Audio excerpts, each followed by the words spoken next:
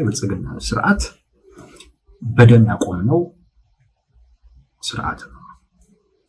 በደም ነው የቆመው፣ መሰረቱ ደም ነው የሚል ነገር አንስቷል። ብዙ ውጣ ውረድ፣ ብዙ ስቃይ፣ ብዙ ችግር አልፈን ነው እዚህ ድረስ የደረስነው ወይም ያደረስነው የሚል ነገር አንስቷል። መሰረቱ ደም የተከፈለበት ስለሆነ በትንንሽ ጩኸት አይወድቅም። ብዙ ውጣ ውረድ ያየንበት፣ ብዙ ስቃይ ያሳለፍንበት፣ ብዙ ችግር ያየንበትና እሱንም አልፈን የደረስንበት ስለሆነ እነዛን ሁሉ ያለፈ ስለሆነ በትንንሽ ጩኸት አይታወክም፣ አይናወጥም የሚል ነገር ንግግር አድርገዋል። ይህን ንግግር ያደረጉት እንግዲህ የልማት ስራ እየመረቁ በነበረበት ሰዓት ነው። ምን እንዳገናኘው እንግዲህ እሳቸው ነው የሚያውቁት፣ ፈጣሪ ነው የሚያውቀው። እኛ ግን እርግጠኛ ለመሆን የሚያቀርብ አይነት ግምት አለ። የልማት ስራ ነው። ስለ ልማቱ ማውራት ይቻላል። ግን ምንም በማይገናኝ አይነት መልኩ ያው ይሄንን እንግዲህ የብልጽግና ስርዓት ይዞት የመጣው የልማት ስራ አድርገው ይሄ ነገር ደም የተከፈለበት ስለሆነ መሰረቱ ደም ስለሆነ ብዙ ችግር ያለፈ ስለሆነ ብዙ ስቃይ ያለፈ ስለሆነ ብዙ ውጣ ውረዶችን የወጣና የወረደ ምክንያት በትንንሽ ጩኸት አይታወክም አሉ። የልማት ስራ እያስመረቁ ባለበት ሰዓት ላይ እንግዲህ የሆኑ ጩኸት ነበር ማለት ነው። ጠቅላይ ሚኒስትሩ እንዲህ አይነት መድረኮችን ነው የሚጠቀሙት። ወቅታዊ የሆኑ ጉዳዮችን በሚመለከት መልእክት የሚያስተላልፉት በእንደዚህ አይነት አጋጣሚ የሆነ መድረክ ሲያገኙ ወይ የሆነ ነገር ሲጎበኙ ምናምን በዛው አጋጣሚ በዛ ጉዳይ ላይ ያላቸውን ሀሳብ ወይም በዛ ጉዳይ ላይ ያላቸውን አተያይና አቋም ያንጸባርቃሉ። ይሄ የተለመደ የጠቅላይ ሚኒስትሩ አመጣጥ ነው። ሰሞኑን አንድ ጩኸት ነበር። ያም ጩኸት ከቴዲ አፍሮ ወይም ከአርቲስት ቴዎድሮስ ካሳሁን የሙዚቃ ስራ ጋር የተያያዘ ነው። ጋዜጣዊ መግለጫ ለመስጠት አስቦ አርቲስቱ ማክሰኞ ዕለት ግን በመንግስት ሰዎች በኩል ተከልክሏል። አንዳንድ ሰዎች አልተከለከለም ምናምን ነገር ሲሉ አያለሁኝ። አንዳንድ ሰዎች ደግሞ አርቲስት ቲቪ ነው እንዳያስተላልፍ የተከለከለው የሚሉ ሰዎች አያለሁ። በዚህ መካከል ያለው ልዩነት ብዙ ሊገባኝ ይችላል። አርቲስት ቲቪ የማስተላለፍ ከቲቪ ጋር እንግዲህ ውል ከነበረው እንዳታስተላልፍ ተብሎ እሱ ከተከለከለ ቲቪ ምን ብሎ ነው ጋዜጠኞች የሚሰጠው? በሁለቱ ተከለከለና ምናምን የሆነ አይነት ቃላት ፈጥረው ልዩነት እንዳለው ለማስረዳት ሲሞክሩ አያለው። አንዳንድ ሰዎች ደግሞ ለማርኬቲንግ ብሎ ነው እንጂ አልተከለከለም የሚሉ ደግሞ ሰዎች አሉ። እዛ ደግሞ ከሆነ ሳይከለከል ያ ደግሞ ከተባለ ይህን ያክል ሲጮህበት ይህን ያክል ሲባል የመንግስት ኮሚኒኬሽን ወጥቶ በኛ በኩል የተከለከለ ነገር የለም የማይልበት ምንድን ነው ምክንያቱ ነው? ምን ምክንያት አለው? ለምን ካልከለከለ መንግስት ወጥቶ ያልከለከልኩም ነው? ተዋቸው ይጮሁ ብሎ የትም አይደርሱም ተብሎ እኮ ነው። እንግዲህ እንደዛ ተብሎ ካልሆነ በስተቀር ወጥቶ እንግዲህ መንግስት ኮሚኒኬሽን ለዚህ መሰለኝ አይደል እንዴ ተቋቋመው። ሌላ ታዲያ ምንድን ነው ሰው ወጥቶ አይ በእኛ በኩል የተከለከለ ነገር የለም። አንድ ያስታውሳለሁ ባልደራስ እንደዚሁ ጋዜጣዊ መግለጫ ለመስጠት ተከለከለ። እስክንድር ነጋ ተከለከለን ተብሎ ተመሳሳይ አይነት ጩኸት ነበረ ሶሻል ሚዲያው ላይ። ለምን ይከለከላሉ ምናምን ተብሎ ማለት ነው። ማስታወሳለሁ ጠቅላይ ሚኒስትሩ እስክንድር ከፈለጉ መተው እዚህ ቤተመንግስት መግለጫ መስጠት ይችላሉ። እንደውም የእነሱ ፍላጎት ከሆነ መተው እዚህ መግለጫ መስጠት ይችላሉ አሉ። ይሄ ንግግር የተወሰነ ተጽዕኖ አልነበረውም ማለት አይቻልም። በወቅቱ ተመሳሳዩን ማድረግ ይቻላል። የግድ ጠቅላይ ሚኒስትሩ መውጣት አይጠበቅባቸው። ግን ራሱ የመንግስቱ ኮሚኒኬሽን ካልተከለከለ ወጥቶ የከለከለው ነገር የለም አስፈላጊ ከሆነ አሁንም በህዝብ ፊት መናገር እንችላለን። ቴዎድሮስ ካሳሁን ወጥቶ ጋዜጣዊ መግለጫ መስጠት ይችላል። እየተባለ ያለው አሉባልታ ነው። አጋጣሚውን ተጠቅሞ ሰውን መንግስት ላይ ለማስነሳት በመንግስትና በህዝብ መካከል ያለውን መተማመን ለመሸርሸር ምናምን ተብሎ መነገር ይችላል። ያን አላደረጉም። ለምን? ስለከለከሉ። ምክንያት የለውም። ስለከለከሉ ነው። ባይከለክሉ ኖሮ ወጥተው ይናገሩት ነበር። ጩኸት ነው ተውት ብለው አናንቀውት አይደለም። እንዳላናናቁትማ የዛሬው የጠቅላይ ሚኒስትሩ ንግግር ያሳብቃል። ጩኸቱን እንዳላቃለሉት ተውት ይጩሁ የራሳቸው ጉዳይ ብለው እንዳላለፉት የዛሬው ያሳብቃል። ዛሬ ላይ ደርሰህ ትንሽ ጩኸት ብለህ ከማቃለል በወቅቱ ጩኸቱ መንግስት ላይ መሆኑ ተገቢ አይደለም፣ ምክንያቱም መንግስት አልከለከለም ብለህ እኮ መናገር እኮ ትችላለህ። እኮ ጨዋነትም ነው። በወቅቱ ዝም ብለህ አሁን ላይ ግን ትንሽ ጩኸት ብለህ ማለት ብዙ አልተረበሽንም በዚህ ማለት እውነቴን ነው የምላችሁ ጥንካሬን ያሳያል። የድክመት መገለጫ፣ የፍርሃት መገለጫ፣ የስጋት መገለጫ፣ ጥንካሬን አይደለም የሚያሳየው። ለህዝብ ታማኝነትንም አያሳይም። ለህዝብ ግልጽ መሆንንም አያሳይም። መንግስትነትንም አያሳይም። ለምን የፈለገ ትንሽ ጩኸት አይሆንም? ለምን የፈለገ ትንሽስ ጩኸት ቢሆን የህዝብ አይደል እንዴ? የምትለቁት እኮ የጩኸቱን መጠን እኮ አይደለም። ማን ነው የጮኸው አይደል? ማን ነው የጮኸው? ለጮኸው ሰው ዋጋ የምትሰጥ ከሆነ ክብር የምትሰጥ ከሆነ ጩኸቱ ምንም ያህል ይሁን ምንም አንተ ላይ ምንም ይዞ ይምጣ አይምጣ፣ ግን ለዛ ለጮኸው አካል ላለህ ክብርና ዋጋ ለምትሰጠው ዋጋና ክብር ስትል ምላሽ ትሰጣለህ። ይሄ እውነቴን ነው የምላችሁ ለህዝብ ያለን ንቀት የሚያሳየው። ትንሽ ጩኸት ማለት የንቀት ማሳያ ነው። የሚንቅ መንግስት ሆኖ ነው የሚላችሁ። በነገራችን ላይ በግለሰብም ደረጃ ነው የሚላችሁ። የሚንቅ ሰው በጣም ደካማ፣ በጣም ፈሪ፣ በጣም ውስጡ ትንሽነት የሚሰማው አካል ነው። ብዙ ጊዜ እንደ ጥንካሬ ይወሰዳል። የሚንቅ ሰው ደፋር ይመስለናል። ኖ ያችን ንቀቱ አጥር ነች፣ ፍርሃቱን መሸሸጊያ ነች። ዝም ብለህ እሷን አለፍ ብለህ ስትሄድ በደንብ ፍርሃቱን ታየዋለህ። በደንብ ዝም ብለህ ብቻ ያችን ንቀቱን ጠቅ አድርጋት ደንባራ መሆኑን ታያለህ፣ በርጋጊ መሆኑን ታያለህ። ግን በጣም ፈሪ ሰዎች፣ በጣም ደካማ ሰዎች ያ ማንነታቸው እንዳይታይ የሚያጥሩት አጥር አለ። ይሄ የሰው ልጅ ባህሪ ነው። ሁላችንም ድክመታችንን ሸፋፍነን ነው የምንኖረው። የአጥራችን መጠን ጠንካራ ነው አይደለም እሱ ነው እንጂ እንትን ነው። አጥር አለን፣ ሁላችንም አጥር አለን። እና ትንሽ ጩኸቶች ሲሉ ጠቅላይ ሚኒስትሩ አጥር እያጠሩ ነው።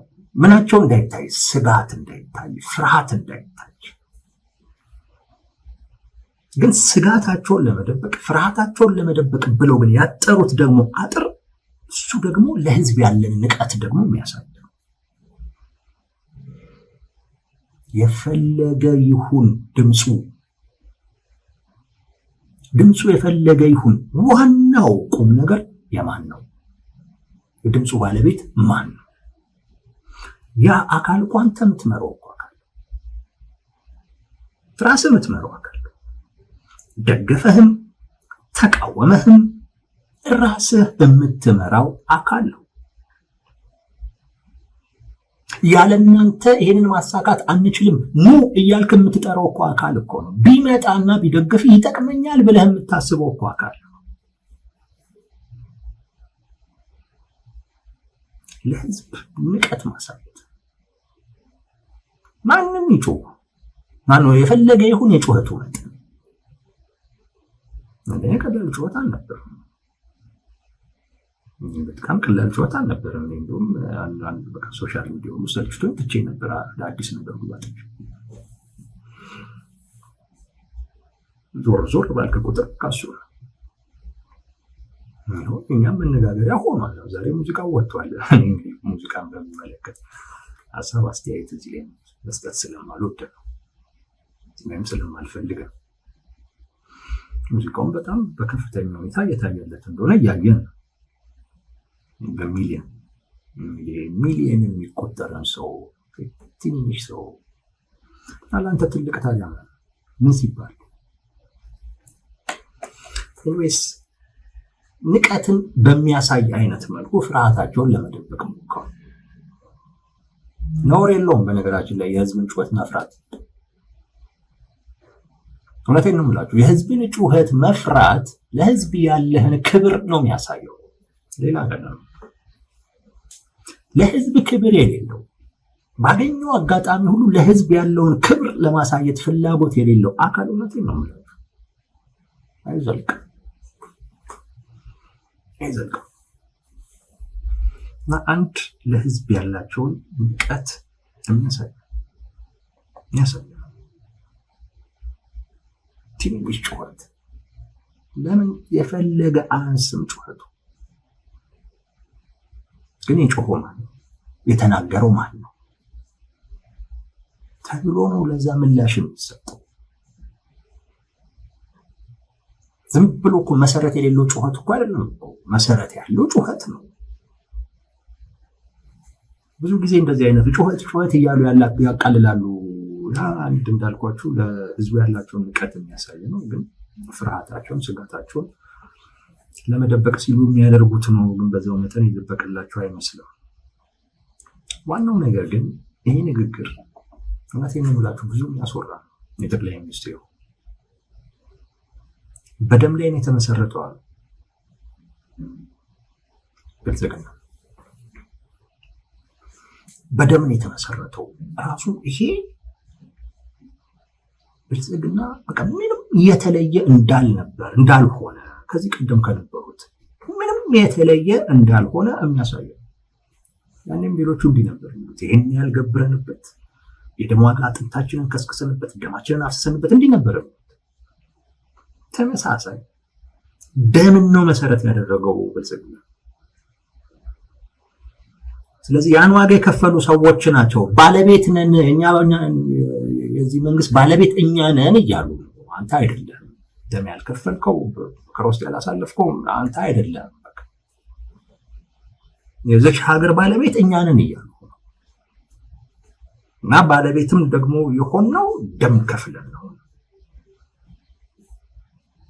እኔ ባለቤትነታቸውን እያሳዩ ነው ያሉት። ዝም ብለህ ልትጮህ ትችላለህ። አንተ ጩኸታም ነህ፣ ግን የፈለገ ብትጮህ በደም ላይ የተመሰረተ ነው። ምንም ነገር ልታደርገው አትችልም። እና አንተ ጨዋሂ ነህ፣ እኛ ደግሞ ባለቤት ነን እያሉ ነው። ሀገሪቱ የኛ ነች፣ ስርዓቱ የኛ ነው።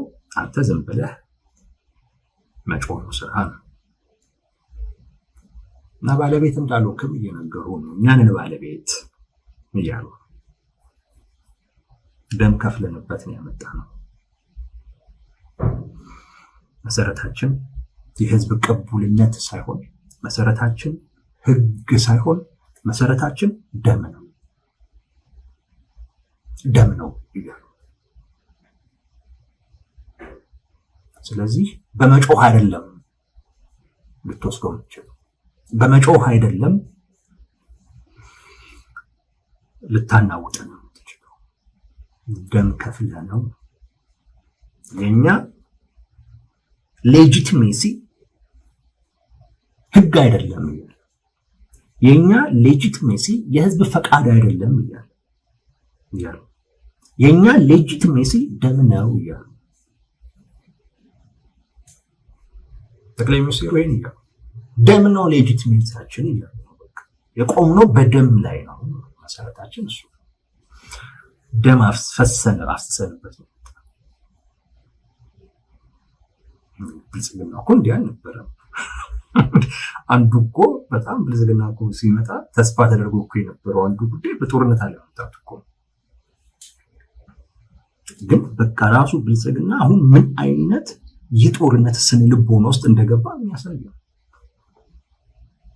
የጦርነት አይነት ስነ ልቦና ውስጥ ነው። ምን ህዝብ ምርጫ ምናምን ነገር የለም፣ የምን ህግ ምናምን የሚባል ነገር የለም። ለውጥ ከፈለክ የሚመጣው በደም ነው። እኛ ከከፈልነው በላይ ከፍለህ በዛ ነው ልትመጣ የምትችለው። ከዛ ውጪ ስለ ጮክ ምናምን ማንም የሚሰማ የለም። አንሰማም ነው በቃ። የሰው ጮት አንሰማም፣ የሰው ለቅሶ አንሰማም፣ ህመሙን አናይም። ልክ ደም ወደ ማፍሰስ ስትመጣ ግን ያኔ ትኩረታችን ወደዛ ይመጣል። እየጠቆመ ጠቅላይ ሚኒስትሩ ወዴት ሂድ እያሉ እንደሆነ ግልጽ ነው። የቴዲ አፍሮን ሙዚቃ ከፍተ ብትል የሚሰማህ የለም እያሉ ዳስ ምናምን እንደዚህ ብትል ዳስጣል ምናምን እንደዚህ ብትል የሚሰማህ የለም እያሉ እየጠቆሙ ነው። ጠቅላይ ሚኒስትሩ እየጠቆሙ ነው። ደም ክፈል እያሉ ነው። እንግዲህ ከሰማቸው ሄዶ እንኳን እንዳሰማቸው ነው የሚለው እንዳሰማቸው። በዛ ላይ በቂ የሆነ ጭካኔ ያለኝ ብሎ ስለሚያስቡ ነው ያን መንገድ የሚጠቁሙ እንጂ እሳቸው የሚያስፈራቸው አሁን ያደረግከው አይነት ጩኸት ነው።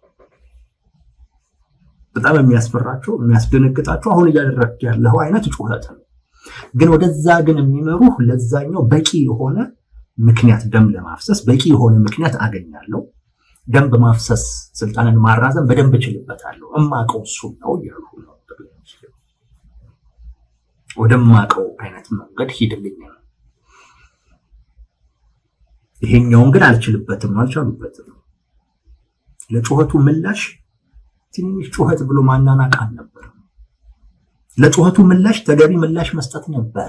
አልቻሉበትም ጠቅላይ ሚኒስትሩና ከማይችሉበት መንገድ አውጥተውህ ወደሚችሉበት አይነት መንገድ ሊከቱህ ነው የፈለጉት። እንደዛ ነው የፈለጉት። ሁሌም ሰው ሰልፍ ወጥቶ በተለያየ አይነት መንገድ የሚያሰማውን ድምፅ ትንሽ ጩኸት ምናምን ብለው የሚያናንቁት ወደኛ መስመር ሂድልን ነው፣ ወደምናውቀው መስመር ሂድልን ነው። ይሄኛውን አያውቁበትም እንዴት መመለስ እንዳለበት እንጂ ለነበረው ጩኸት እኮ ምላሹ ግልጽ እኮ ነበር። በቃ ከልክለው ካልሆነ ያልከለከልነው ነው። ተከልክሎም ደግሞ ከሆነ ይህን ነገር አጣርተን እርምጃ እንወስዳለን። በቂ እኮ ነው። ተንፈስ ይላል ያ ጩኸት አለቀ። ግን አይችሉበትም። እሱ በዛ መንገድ ውስጥ ለህዝብ ጩኸት የሚሰጡት ምላሽ ጭራሽ ሌላ ጩኸት የሚጋብዝ ነው። ሰው ጮኸ። ሲጮህ ፈሪ ሆኖ ላለመታየት፣ ደካማ ሆኖ ላለመታየት ጩኸቱን ማናናቅ ጀመሩ። እንዴት ያናንቀናል ብለህ ደግሞ እንድትጮህ ነው ልትጮህ ነው። እዛ ጋር አይችሉበትም እንዴት መመለስ እንዳለበት። ለምን? ፈሪ ሆኖ ላለመታየት፣ ደካማ ሆኖ ላለመታየት ሲሉ የሚጠቀሙት መንገድ ማፈን ነው፣ ማናናቅ፣ ማጣጣል ነው። ይሄ የማያውቁበት መንገድ አንተን ግን እልክ ውስጥ ይከትህና ወደሚያውቁበት መንገድ እንድትሄድ ያደርጋል። ምን አሉ? መሰረታችን ደም ነው፣ በደም ላይ ነው የቆምነው እና በጮታ አንፈርስም። ስለዚህ ምን አድርግ? ደም ክፈል። ወዴት ሂድ እያልኩ ነው? ግልጽ እኮ ነው ሂድ እያልኩ ያለው። እዛ ከሄድክ ምን አለ? ትጥቃለኝ ነው፣ በቂ ጭካኔም አለኝ ነው። በቂ ጭካኔም አለኝ። ምንም ብታደርግ አብሮ ልጠርግህ እችላለሁ ማለት ህዝብ ውስጥ ብትሆን ምናምን ጠራርጌ ላጠፋ እችላለሁ። አቅሙም አለኝ። ለዛም ነው በቂ ጭካኔ አለኝ። እሱን መንገድ አቅበታለሁ እና እየጠቆምን ያሉት ወደዛ መንገድ ሂድልን ነው። እና የኛ መሰረታችንም የቅቡልነታችን መሰረት ደም ነው እያሉ ነው። ደም ከፍለንበት። በጣም አደገኛ አባባል ነው። በጣም አደገኛ አባባል በሰላማዊ መንገድ አመፅን የሚፈሩት ለዛ ነው። በቃ ለዛ የሚሰጡት ምላሽ አይችሉበትም፣ አያውቁበትም።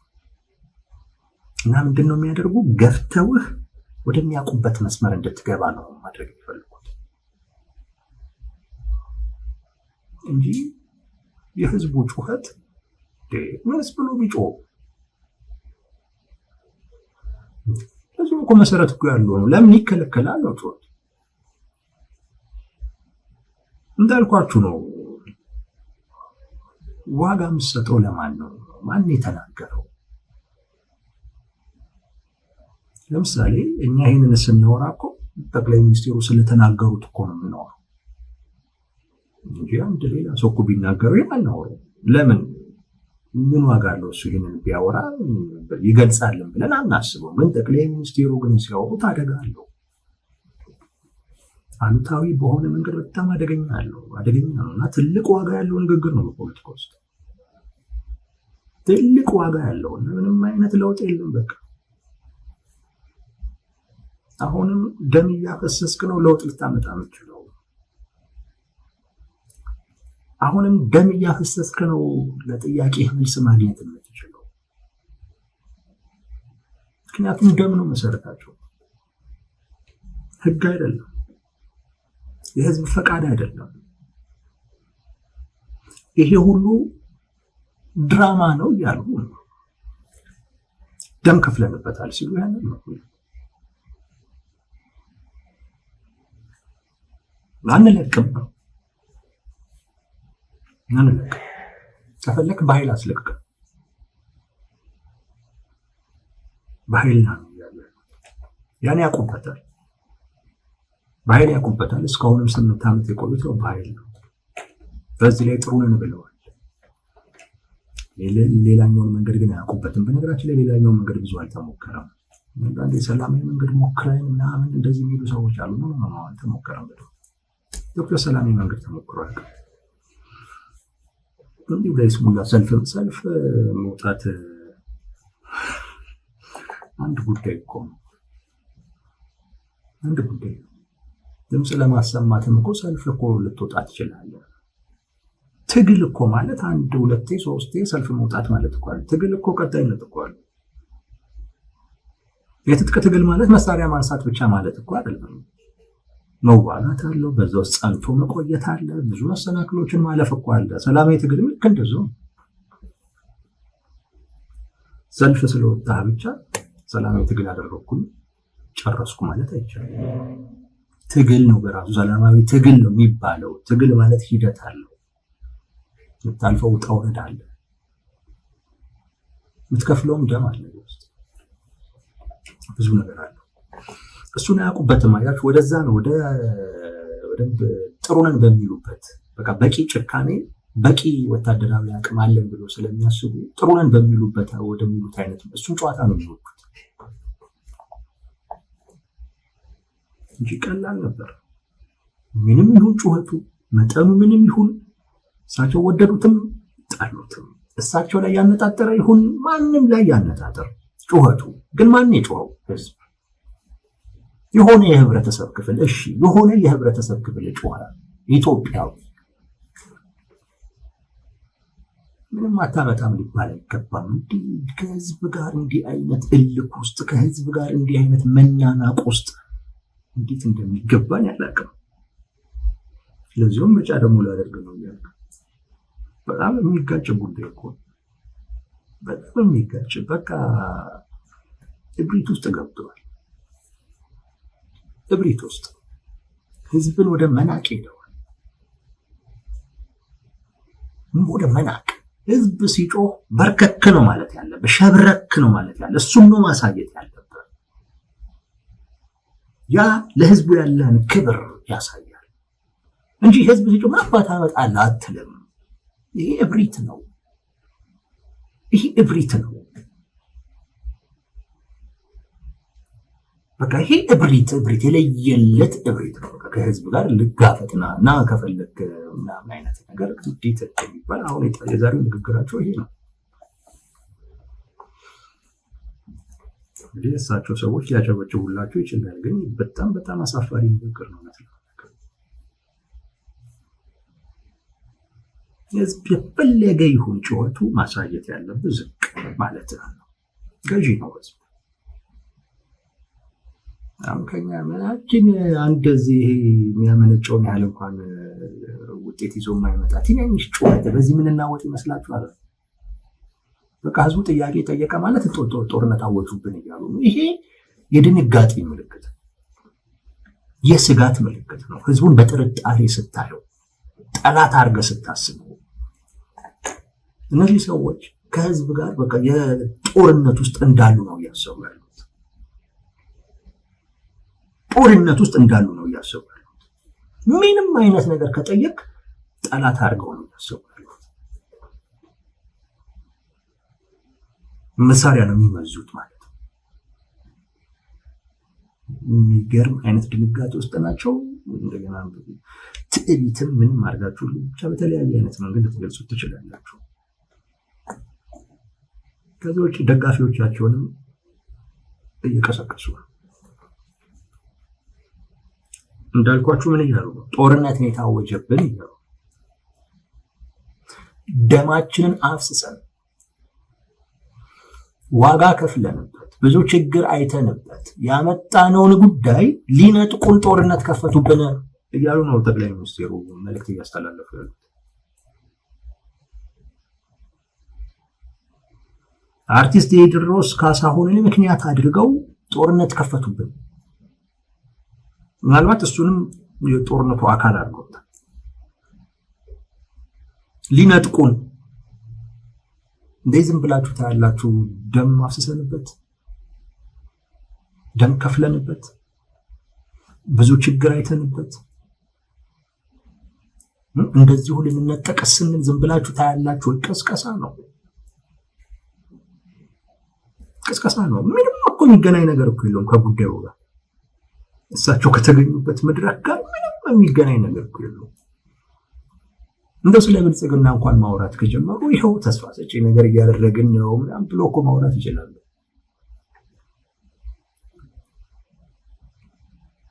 ግን ጦርነት እየታወጀብን ነው፣ ቅስቀሳ ነው። የኔ ደጋፊ ነው የሚሉትን አካል እያስፈራሩት ነው፣ ስጋት ውስጥ እየከተቱት ነው። ለምን እንዲነሳ? ለምን? ለጦርነት። ይሄን ጩኸት እንግዲህ ሊነጥቁን ነው ብለው ወሰኑ።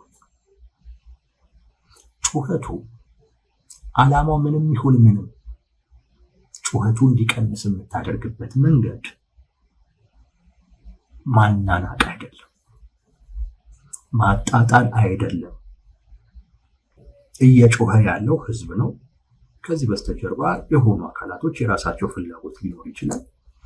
ነገር ግን ለህዝቡ ክብር ስትል፣ ህዝቡ ልትሰጠው ስለሚገባው ዋጋ ስትል ህዝቡን ትንሽ መለስ እንዲህ ማድረግ ያለብህ በዚህ መንገድ አይደለም። አሁን ይሄ ሙሉ ህዝብ ነው የተሰደው።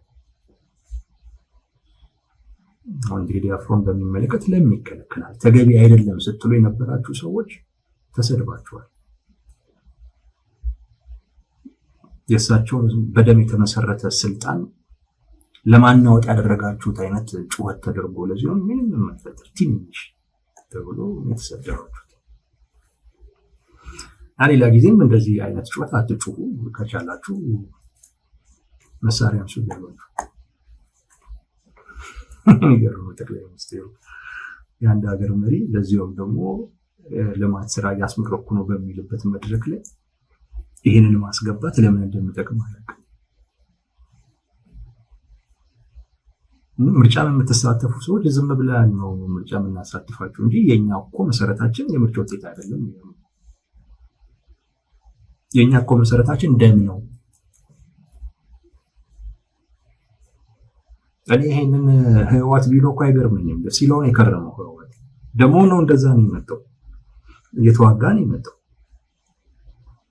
እየቆጠረ 1 2 3 እያለ ወደ 60,000 ምናምን ሰው ቆጥሮ የ60,000 ሰው ህይወት ደም አፍስሼ አጥንት ከስክሼ ነው የመጣሁት እያለ ነው 27 ዓመት የቀጠለው። ጠቅላይ ሚኒስትሩ በዛ መንገድ አይደለም የመጡት።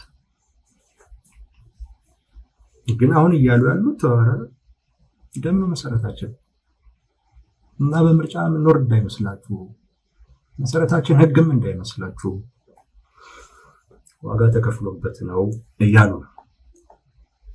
ጠቅላይ ሚኒስትሩን እንደ መሪ አድርገህ ከወሰድካቸው ወደ ጠቆሙ አይነት መስመር መሄድ ትችላለህ። ወደዛ እየጠቆምኩ ነው። አይ ኖ ኖ ኖ እኔ በዚህ ንግግር ውስጥ ምን እንደማትችሉ ምን እንደሚከብዳችሁ ይገባኛል ካልክ ደግሞ የራስህን ምርጫ ነው የምትመርጠው። ንግግሩ ግን እጅግ እጅግ በጣም አደገኛ ንግግር ነው። በእርግጠኝነትም ከአርቲስት ቴዎድሮስ ካሳሁን ጋር በተያያዘ ለተፈጠረው ተቆም ወይም ለደረሰባቸው ትችት የተሰጠ ምላሽ ተደርጎ ሊወሰድ የሚችል ነው እና አንለቅም፣ በእንደዚህ አይነት ጩኸት አንለቅም ብለው አጠቃላይ የነበረውን ሙሉ ጩኸት ሙሉ ጥያቄ ጦርነት እንደታወጀባቸው አድርገው ቆጥረውት የራሳቸውን ወገን ደግሞ ተነስ እንጂ ብለው በስሜት የቀሰቀሱበት ንግግር ነው። ከዚህ ያለፈ ሌላ ትርጉም የለው። የአይነት ንግግር ነው። ለህዝብ ያላቸውን ንቀት ያሳዩበት፣ ምናልባትም ውስጣችን ላይ ያለውን ፍርሃትና ድንጋጤም ይደብቅልናል ብለው የተጠቀሙበት ንግግር ነው።